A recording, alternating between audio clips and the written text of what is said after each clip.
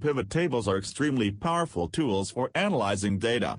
Pivot tables allow you to summarize the same information in many different ways. Very simple.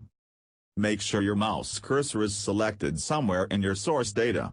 Click the Insert tab and then click Pivot Table. Make sure that your source data you want to use is highlighted. Select either New Worksheet or Existing Worksheet. In this case we are going to select New Worksheet.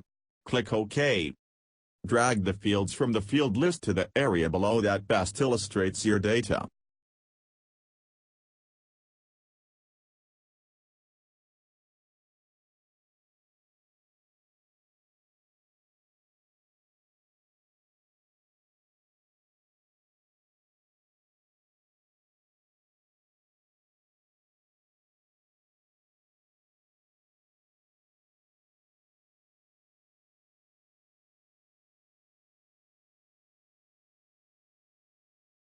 Use the Design tab and the Pivot Table Tools tab to format your new pivot table.